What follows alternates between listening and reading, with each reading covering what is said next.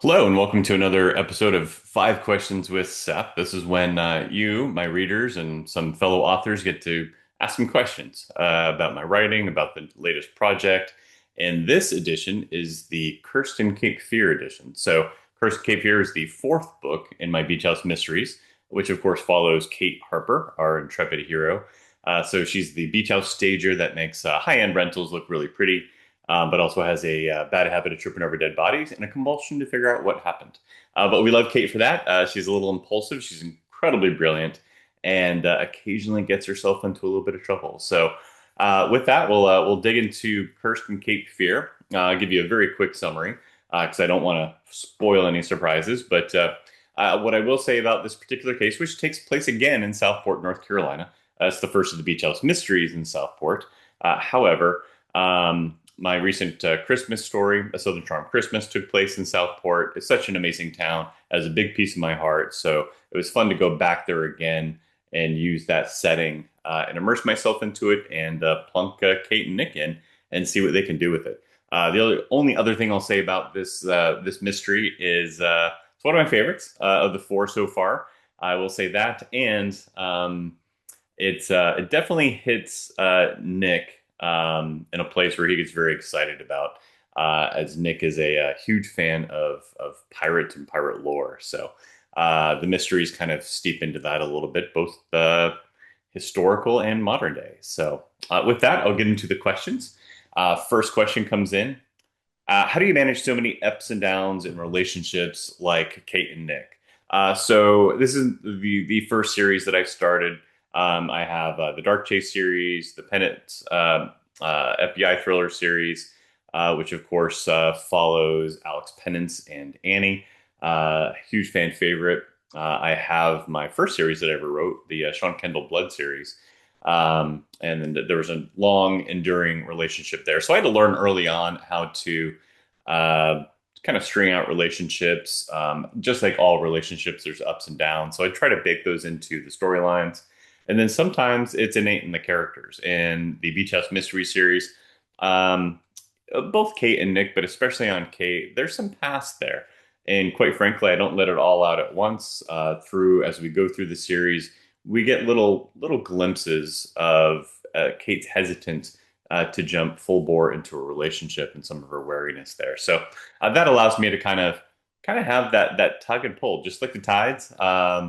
Perfect for Beach House Mysteries, where things heat up and then things pull back a little bit, and we'll just have to sit tight and see where things go from there with Kate and Nick. Second question. Each mystery is written very different.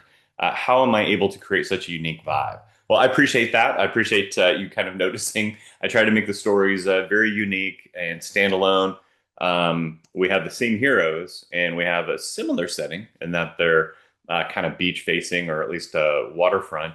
Um, and that's where I kind of want the similarities to lie. I want uh, each way that Kate and Nick stumble into a mystery to be kind of different and unique. I want them to be invited in. I want them to stumble in. I want them to poke their own noses in. So all those things that create kind of a fun twist, and then the rest of it's just all in plotting and coming up with very unique villains and potential bad guys.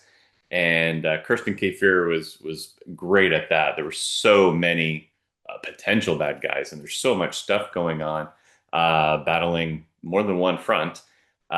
Really shakes things up a bit. So hopefully, I'm able to pull that off and continue forward with the Beach House Mysteries of making them all very unique, like I say, and how Kate enters the mystery, the circumstances of it, the bad guys, and how Kate, with some help, usually from Nick, is able to pull it all together. So I appreciate that question. Let's see. So many mini settings within settings. How am I able to make each different setting come to life?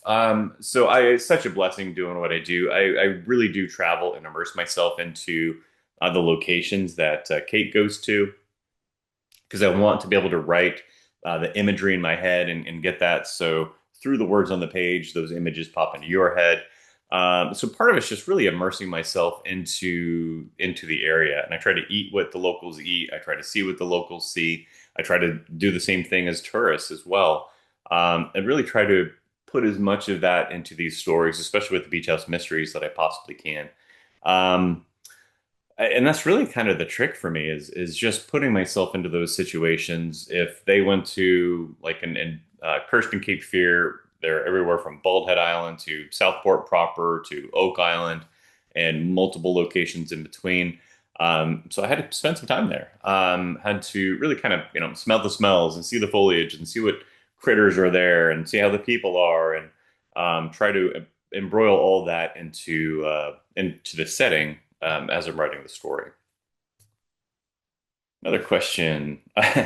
All right, a little twist on questions. What is my favorite beach?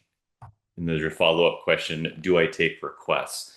Um, do I have a favorite? I actually do. I love Hupuna Beach on the Big Island of Hawaii.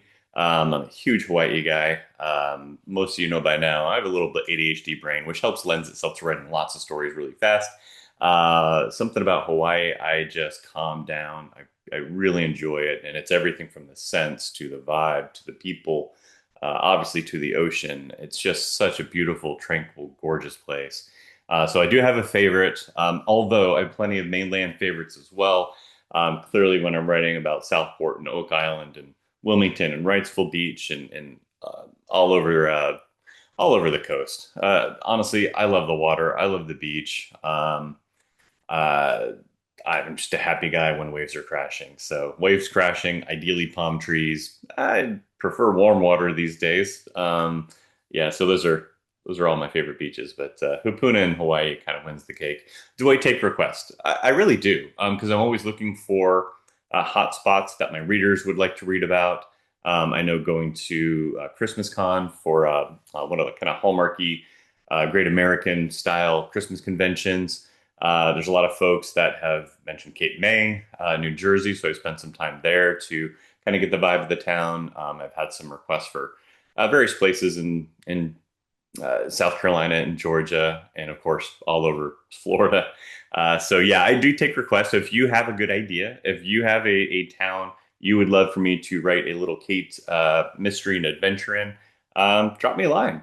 Hit me up on social media, send me an email through my website, say hello, and tell me your favorite beach and where you would like to see Kate venture to next. So we'll wrap it up. This is the part where I take a question from one of my fellow authors. And what theirs is, I think I've had this one before, to be honest. Y'all see behind me, I've got a lot of books and a lot of books coming. How am I so prolific? I do boggle the mind of many, and I was teasing about ADHD, but it's really true. Something about setting down and writing these stories, these settings, these circumstances really helps my brain focus. So I really enjoy it. It's a way for my brain to focus. I absolutely love the stories. I always have different stories running through my head. And that's really the secret is I love what I'm doing. I love sharing these stories with all of you, and that just keeps me stay focused. It keeps me balancing the business with the creative end of it. And as long as y'all keep reading, I'm going to keep writing. And I'm not gonna lie, I'll probably keep writing anyways because I just love telling the stories. So, but with that, that is five questions with Seth, the Kirsten Cape Fear edition. Do look out for that. It launches as book 4 in the Beach House Mysteries series.